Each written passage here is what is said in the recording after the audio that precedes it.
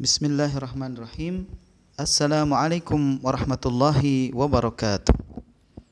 Alhamdulillahirabbil alamin wassalatu wassalamu ala sayyidina Muhammadin wa ala alihi washabihi wa man tabi'ahum bi ihsanin ila yaumiddin. Amma ba'du. Alhamdulillah, segala puji bagi Allah Subhanahu wa taala yang telah memberikan kita kenikmatan berupa nikmat taat kepada Allah Subhanahu wa taala.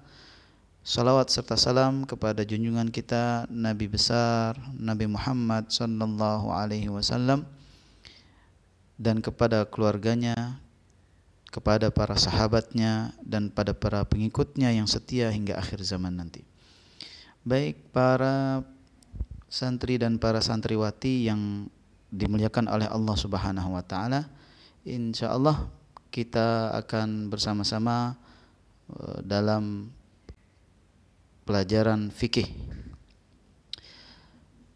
Namun sebelum itu kita mulai pelajaran kita dengan bersama-sama membaca Ummul Furqan Al-Fatihah. A'udzu billahi minasyaitonir rajim. Bismillahirrahmanirrahim. Alhamdulillahi rabbil alamin. Arrahmanir rahim. Maliki yaumiddin. إياك نعبد وإياك نستعين اهدنا الصراط المستقيم صراط الذين أنعمت عليهم غير المغضوب عليهم ولا الضالين آمين. Anak-anakku yang dimuliakan oleh Allah Subhanahu wa taala, pelajaran fikih ini ilmu yang sangat penting, ilmu yang wajib fardu ain hukumnya, yang wajib dipelajari oleh setiap pribadi-pribadi yang bersyahadat asyhadu an la ilaha illallah wa asyhadu anna muhammadar rasulullah. Ini adalah termasuk pelajaran yang induk yang harus dipahami, yang harus dipelajari oleh setiap pribadi muslim. Maksud dan tujuan belajar kita itu untuk apa? Kita itu belajar adalah hanya mengharapkan Allah Subhanahu wa taala. Kita mengharap ikhlas dan mengharap pahala dari Allah Subhanahu wa taala.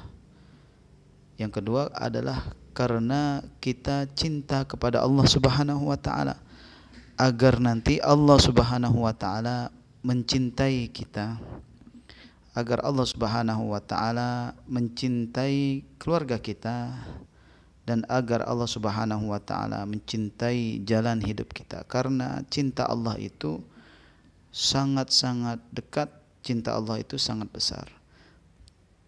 Oleh karena itu kita belajar untuk meraih ridha Allah, untuk meraih cinta Allah Subhanahu wa taala. Rasulullah SAW bersabda, "Man yuridillahu bihi khairan yufaqihuhu fid din." Barang siapa yang Allah kehendaki dirinya kebaikan, maka orang tersebut akan difaqihkan terhadap agamanya. Maksud difaqihkan adalah orang tersebut akan mendalami ilmu agama. Yang ketiga, karena kita ingin mengamalkan ilmu tersebut, sehingga ilmu itu akan berbuah manfaat. Al-ilmu bila amalin kasyajari bila thamarin. Ilmu tanpa amalan bagaikan pohon yang tidak ada buahnya. Yang keempat, karena kita ingin berguna bagi orang lain dan menyebarkan ilmu tersebut. Jadi 4 perkara itulah yang mudah-mudahan selalu menghiasi diri kita, selalu menghiasi hati kita, selalu menyertai diri kita ketika kita belajar. Yang kedua, apa tujuan kita belajar ilmu fikih? Tujuan belajar kita belajar ilmu fikih itu adalah pertama karena hukumnya belajar ilmu fikih itu adalah fardhu ain. Hukumnya fardhu ain. Yang kedua, agar kita mengerti hukum pokok agama kita. Yang ketiga, agar kita semakin mendalami agama ini karena ingin mendapatkan kebaikan yang tak terhingga dari Allah Subhanahu wa taala. Nah, selanjutnya para santri dan santriwati yang dimuliakan oleh Allah Subhanahu wa taala, maksud dan tujuan belajar fikih pada mustawa ini, ya ini mustawa kelas 1 dan 1 intensif. Apa tujuannya? Pertama, ya, belajar kita ini didesain khusus agar para murid dan para santri memahami dengan mudah, memahami dengan ringkas, dan dapat beribadah dengan baik. Yang kedua, memudahkan guru dan santri agar ibadah ini mudah dipahami sehingga mudah dikenal, sehingga ibadah ini pun menjadi suatu hal yang kita cintai. Yang ketiga, bagi yang telah memahami perlu memperbaharui dan memperbaiki tiap-tiap bacaan dan kaidah dalam beribadah. Yang keempat, buku yang dipelajari ini, yang kita pelajari adalah sesuai dengan standar kelas persiapan atau basic, sehingga masalah khilafiyah atau perbedaan pendapat fikih, ya, tidak kita ajarkan dan tidak boleh diberikan kepada para santri mubtadiin. Oleh sebab itu tidak dibahas masalah khilafiyah dalam pelajaran fikih kita ini, insyaallah. Baik, para santri yang berbahagia, kita insyaallah akan masuk ke dalam pengertian ilmu fikih. Ilmu fikih secara ringkasnya adalah, ya, pengetahuan tentang hukum segala sesuatu menurut ajaran agama Islam. Jadi fikih itu, ya, bermakna al-fahmud daqiq, bermakna memperdalami, ya, memperdalami hukum agama ini, ya, bagaimana sholat, bagaimana zakat, bagaimana saum, bagaimana haji, dan ini semua ini hukumnya fardhu ain semua kaum muslimin untuk mengetahuinya sehingga tidak salah mengerjakan ibadah-ibadah yang wajib tersebut. Nah, dalam ilmu fikih itu ada dua pembahasan secara ringkasnya, yaitu pembahasan muamalah ma'allah. Muamalah ma'allah adalah hubungan kita kepada Allah Subhanahu wa taala, hubungan interaksi kita kepada Allah Subhanahu wa taala. Yang ini tercangkup pada pembahasan ibadah, ya, ibadah khusus seperti sholat, ya, kita sholat ini berhubungan kepada Allah. Kemudian puasa juga hubungan kita kepada Allah Subhanahu wa taala. Kemudian zakat, haji, dan sebagainya. Ini yang pertama, yaitu muamalah ma'allah. Yang kedua adalah muamalah ma'al khalqi, yaitu cara berhadapan dengan makhluk atau manusia, seperti bagaimana caranya pinjam meminjam, ya, kemudian cara berkeluarga dalam Islam dan sebagainya. Ini dibahas dalam ranah fikih, ya. Baik para santri dan santriwati yang dimuliakan oleh Allah Subhanahu wa taala, subhanallah, ya, kita sekarang berada dalam era digital dan era milenial yang sangat memudahkan sekali kita untuk belajar, untuk menuntut ilmu, ya. Tapi yang wajib kita pelajari ini adalah hal-hal yang berkaitan dengan ibadah wajib. Itu wajib kita pelajari. Salat itu wajib. Puasa Ramadan itu wajib. Kemudian zakat itu wajib. Kemudian haji itu wajib bagi yang mampu. Maka harus kita pelajari, dan hukum mempelajarinya adalah fardu ain, ya, fardu ain. Berbeda dengan mempelajari ilmu-ilmu yang lain. Ya, kenapa? Karena ilmu yang lain itu adalah bisa dikategorikan pada ilmu fardu kifayah, seperti belajar hukum astronomi. Karena tidak semua orang wajib mempelajari hukum astronomi. Cukup 1 orang atau 2 orang atau 3 orang itu bisa menggugurkan kewajiban bagi yang lain. Contoh mempelajari ilmu biologi. Ya. Kita harapkan, kita doakan mudah-mudahan para santri dan santriwati ini menjadi ilmuwan-ilmuwan yang luar biasa nanti, yang akan memajukan kejayaan umat ini. Mudah-mudahan insyaallah. Ya, dengan ilmu-ilmu kauniyah. Tapi ilmu kauniyah itu adalah hukumnya fardu kifayah. Tidak seperti mempelajari salat, mempelajari zakat, mempelajari haji.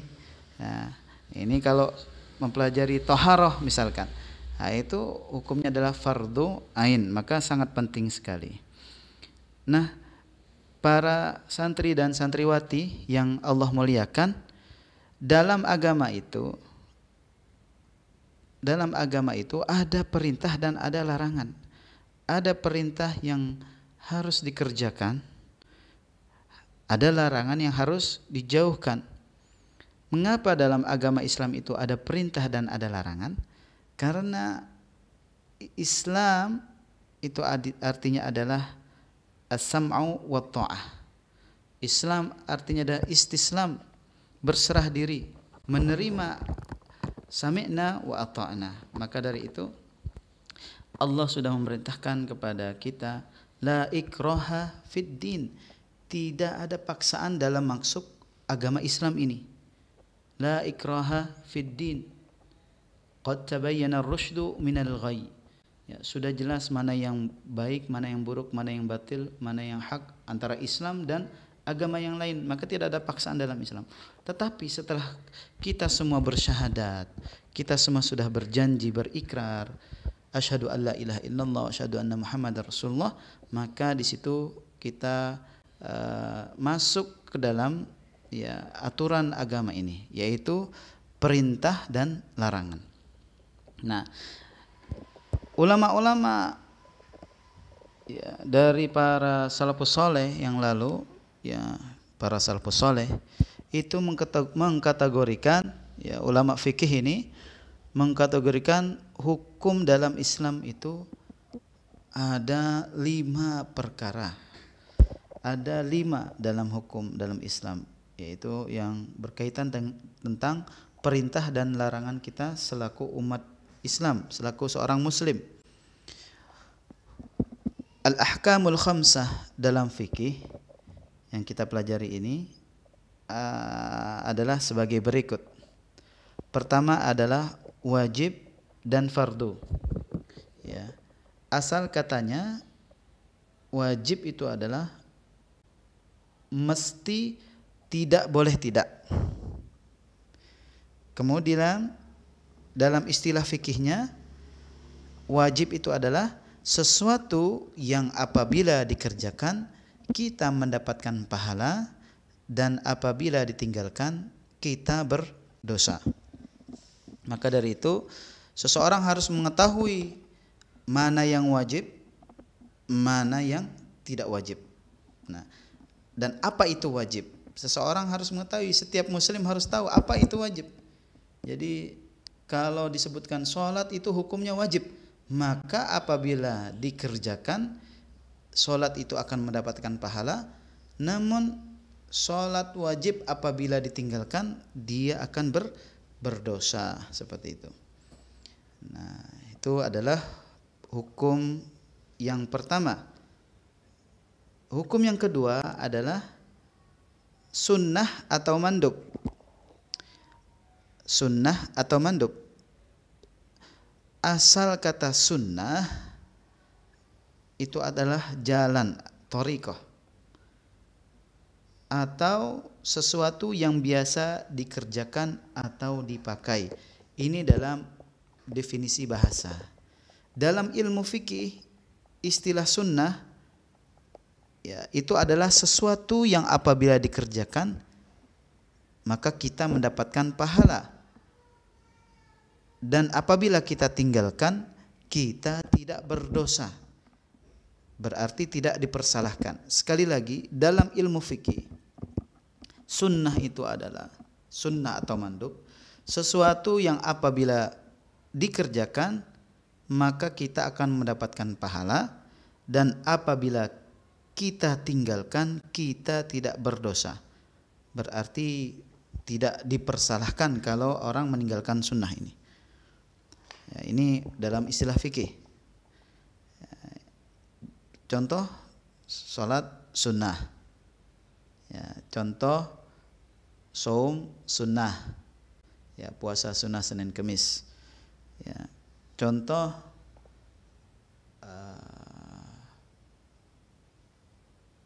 sunnah ya, makan, ya, sunnah makan ketika sahur. Ini contoh. Jadi sahur itu tidak wajib, sahur itu sunnah. Ini contoh dari amalan-amalan sunnah. Kemudian hukum yang selanjutnya adalah haram. Haram asal artinya adalah sesuatu yang angker, sesuatu yang menyeramkan atau yang sakral, ya, atau larangan atau pantangan. Ini dalam istilah bahasa. Karena haram itu adalah berbahasa Arab, ya. Haram itu bahasa Arab. Kemudian kalau diterjemahkan secara bahasa Indonesianya adalah sesuatu yang angker atau sakral, kemudian larangan atau pantangan. Dalam ilmu fikih, haram itu adalah sesuatu yang apabila dikerjakan kita berdosa. Ya, apabila kita mengerjakan yang haram ini kita berdosa. Kemudian apabila kita tinggalkan, kita justru mendapat pahala. Nah, ini haram. Baik para santri dan santriwati yang Allah muliakan, hukum yang keempat adalah makruh. Asal kata makruh adalah daripada kariha, yaitu hal yang tidak disukai, hal yang tidak disukai, yang dibenci, kariha. Tetapi dalam ilmu fikih, makruh ini adalah sesuatu yang apabila kita tinggalkan, kita mendapatkan pahala, dan apabila kita kerjakan, kita tidak dipersalahkan. Dengan kata lain, lebih baik ditinggalkan meskipun ya hal itu tidak dianggap salah atau berdosa. Jadi kalau kita meninggalkan itu kita mendapatkan pahala. Itu makruh.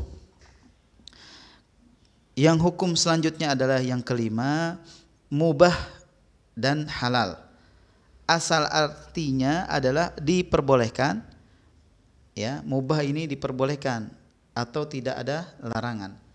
Ya, halal, contoh makan, minum yang halal dan seterusnya. Dalam ilmu fikih berarti sesuatu yang boleh kita kerjakan atau kita tinggalkan.